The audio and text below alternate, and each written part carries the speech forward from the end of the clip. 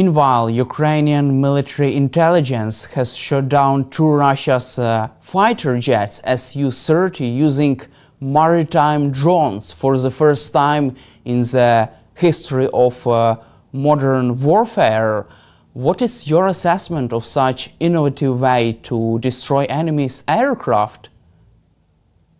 Well, this is exactly what I'm saying. This is why I think the Russian High Command are so vexed by how innovative Ukrainian scientists and Ukrainian military people are being. I was only discussing this on another British radio show this morning. The fact that these drones fitted, we understand, with Sidewinder missiles that are usually on fighter aircraft have now taken down two Russian jets. I mean, that is incredible. We talk about the three-dimensional, fourth-dimensional warfare. I've never been a fighter pilot, so I don't necessarily understand it. But I would have thought fighter pilots are worried about other enemy fighter jets knocking them out of the sky or air defense missiles. But if a maritime drone, autonomous boat in the sea, is now firing these missiles, then that is a really clever way of conducting warfare. And I'm sure, we've discussed this before, the Russian Air Force has really not performed. At the moment, all it can do is really fly in air shows or fly over the parade on this Friday. So when they lose even more to things like these drones, I'm sure that the Russian Air Force, along with the Russian Navy, the Black Sea Fleet, has pretty much run for the hills, as it were, and we haven't seen it because of the ability of Ukrainian military and Ukrainian maritime forces to attack them. This is yet another demonstration on how Ukraine is winning the technology and innovation war and is really unsettling the Russian High Command and most especially Putin. Let's cover also the US-Ukraine minerals deal and its effects on the state of the war. According to the Washington Post, the Russian elites are really concerned about this deal because they fear that this alignment between US and Ukraine could close a window of opportunity for Russia to reach a ceasefire deal on pro-Russian terms. What is your assessment of this development? Well, I agree. I think it's very successful, very significant.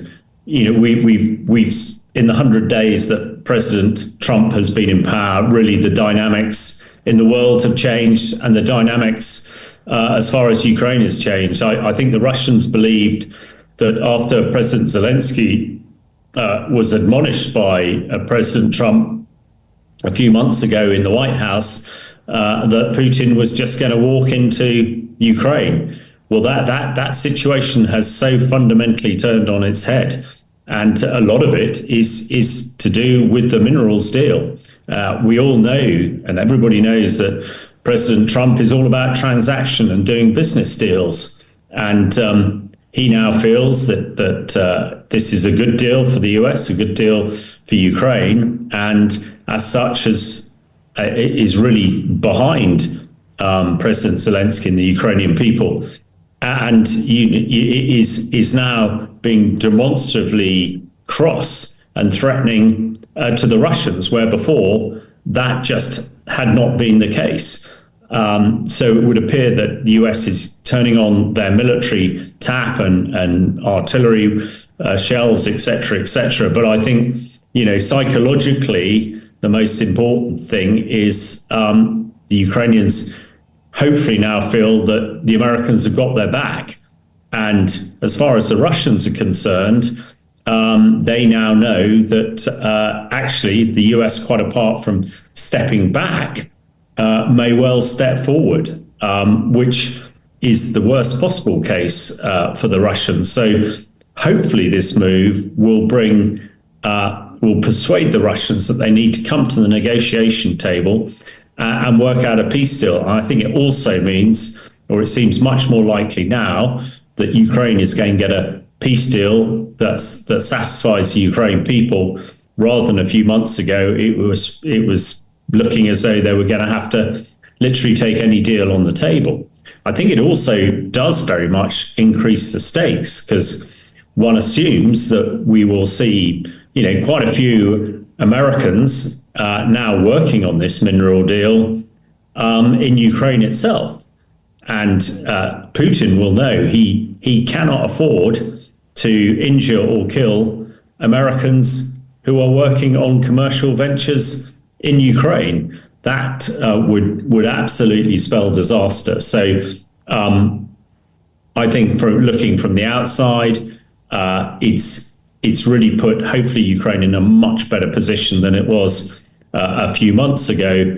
And although one finds, as a soldier, I find it rather bizarre that America needs to do a business deal before it commits troops, rather than doing it for the morally right thing to do. But hey, that is the world that we live in at the moment. So that and everything else that's been happening in the last few weeks, I think, has turned the tables very significantly in favour of Ukraine. And as I said, let's hope that gets Putin to the ceasefire deal and negotiation table much quicker than anything else can. Also, after this minerals deal between Ukraine and the United States has been signed, Trump's administration for the first time has approved sale of weapons to Ukraine worth $50 million, according to Kyiv Post. Moreover, the U.S. Department of State has approved the sales of F16 training and sustainment, along with related equipment, to Ukraine worth more than $300 million. Do you see this as a U-turn, U.S. U-turn, after this deal was signed? Well, absolutely, because before the deal, we were seeing the Americans holding back on kit.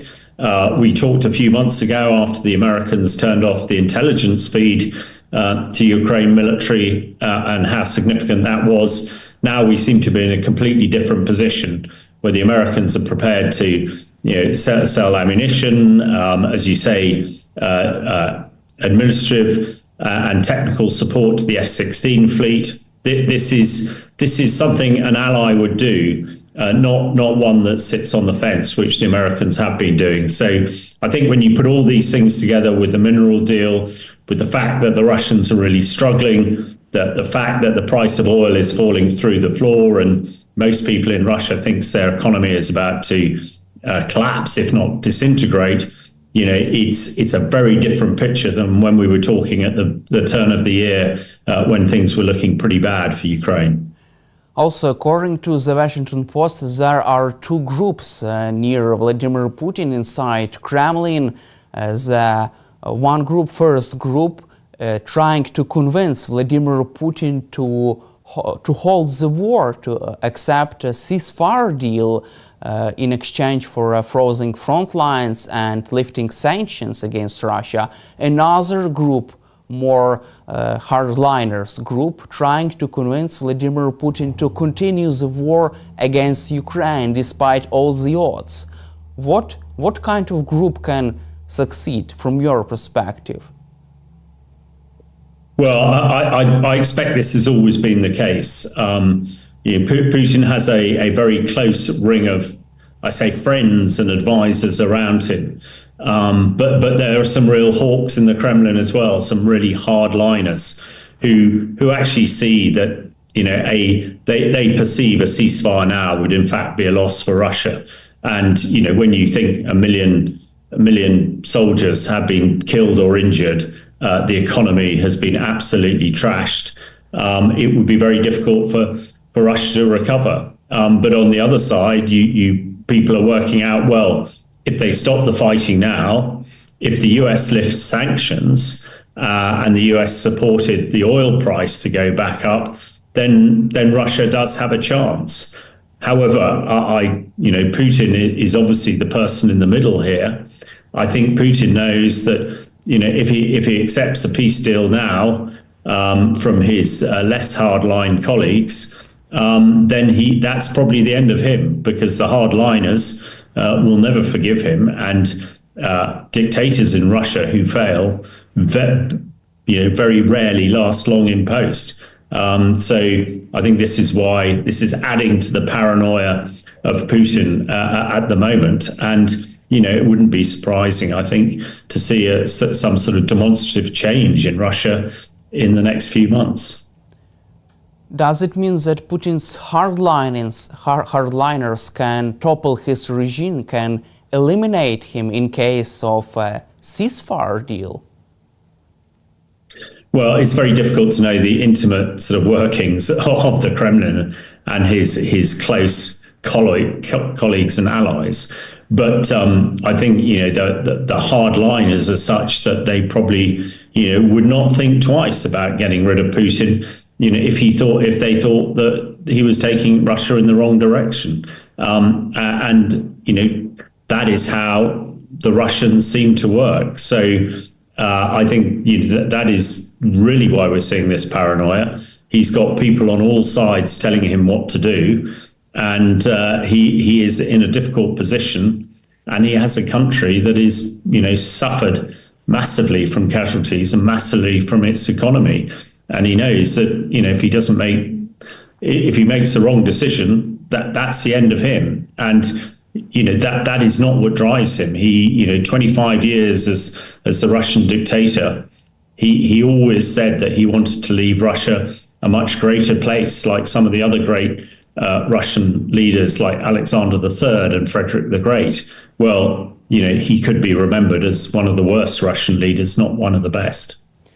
Also, according to the German newspaper Bild, Russian veterans could be another reason why Vladimir Putin hesitates to end this war, because when Russian soldiers will return home, they could cause social instability, committing violent crimes inside Russia.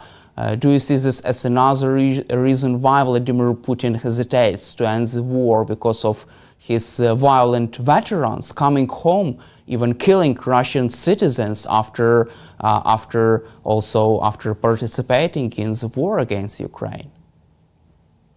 Yeah, I think this is a huge consideration. We've already seen that some Russian soldiers returned from the front do commit crimes. Originally, the Russian military was built very much on prisoners. Putin emptied the prisons of tens of thousands of people, giving them their freedom to go and fight. But a lot of them ended back there. I think the Russian soldiers are treated so badly and are just sort of almost ignored by the Russian people, that if they come back, and the only reason that a lot of them are at the front line is actually they get paid quite a lot of money by the Russian state. Once that money dries up, the anxiety, I think, will be huge. And we're talking about large numbers. They're thought to be about 600,000 Russians fighting on the front line at the moment, quite apart from all of those trainings. So, you could see up to 1 million veterans being integrated back into a society that has struggled massively. So, yeah, it could be a really social headache and could create turmoil across Russia. The final element to this is the mothers of these veterans. We've discussed before that it was the mothers of Russia, the babushkas, who forced Russia to withdraw in defeat from Afghanistan in the 80s, when they suffered 17,000 casualties. Now we're now 1 million. So yeah, there is a lot of social unrest building, I think, and that may well be a factor in Putin trying to prolong the war. Also, according to the CNN, new intelligence reviewed by US and Western officials suggests that Putin may have shifted his focus in the war in Ukraine towards, quote, short-term objectives of solidifying his hold on territory his forces have seized and boosting his country's struggling economy. Does this mean that Putin begin to realize that his army is unable to capture the whole of Ukraine and is unable to reach his all military objectives? I think that is absolutely the fact, and as we discussed earlier, a lot of analysts are really saying how little the Russian army has achieved in the last year, and they can't, and their ability to make headways because most of the Russian soldiers are inexperienced conscripts who've had very little training. Therefore, the Russians can only attack at sort of company strength, 100 men at the most at any one time, not integrated with tanks and fighters and drones. They just don't have that ability. So it would be incongruous that they would make any progress. And I'm sure that is seeping back through. I think that is behind the comment in his 25th anniversary documentary at the weekend saying, well, I might have to use tactical nuclear weapons because my army just can't do it. And why I have written in the UK's Telegraph today saying we must be aware of this, and this is where the Americans and others must step up and ensure that Putin doesn't use a tactical nuclear weapon. You just mentioned about the Russian threat of using nuclear weapons. According to the Telegraph, the United Kingdom is finally preparing for the war against Russia, preparing for a direct military attack by Russia by outlining and updating 20 years old contingency plans to put the country on war footing in case of direct attack. Also, a classified document will set out how the government would respond in case of attack by the Russian side. What is your assessment of this new military planning going on inside the British government? Well, I think it's quite complex, and if I try and explain it as straightforwardly as possible, as you said, these plans haven't been reviewed for 25 years, and because of everything that's happening at the moment, people have rightly decided that we need to review them. At the end of the Cold War in the 90s, the peace dividend, as we call it, meant that militaries like Britain and other European countries really saved as much money as they can on the military. They saved as much money as they could by not having plans. In the Cold War, there were bunkers all over the UK where politicians and others would hide in if they were being attacked. There were stores of food in case the UK got cut off. And everybody in the country knew what to do if there was a nuclear strike. But for 25 years, we've just forgotten about it. But the UK seems to be very much the focus of a lot of threats coming from Putin. And he is frequently threatened, or his aides like Medvedev have threatened that they'll fire a nuclear missile at London. Now, I don't think anybody really until recently believed that they might do that. And I think it's part of that is what the review is all about. Also, the new government has a strategic defence review that is about to be announced very soon, recognising that Britain needs a stronger military to be able to create a deterrence against Putin. And also, it's the UK and France who are leading what's called the Coalition of the Willing to provide a military force that would ensure that a ceasefire holds in Ukraine, hopefully when we've got it. But all of that put together means that the threats coming out of Moscow and threats coming from Putin, especially on the nuclear side, are now being taken very, very carefully and very seriously in London, because the final bit of this, we've talked about nuclear a few times, but Britain doesn't have tactical nuclear weapons. So if Putin fired a tactical nuclear weapon, the only thing open to Britain would be to fire a strategic nuclear weapon, which would then potentially create a much wider nuclear conflict. So there is an imbalance at the moment. And I think the British and other European countries are trying to make sure that they can redress that, because when Putin looked west back on the 24th of February 2022, he didn't see a conventional deterrence in Europe that would stop him invading Ukraine. And when he looks west now, there is a nuclear imbalance, and that equilibrium needs to be sorted out as soon as possible. So I think it is a demonstration by the British government to Putin that we're serious about this, and Britain is not going to back down and is going to support Ukraine as long as it takes to get a just ceasefire for Ukraine. Thank you, Colonel Hamish, for your time and for your support for Ukraine, and glory to Ukraine. Thank you very much.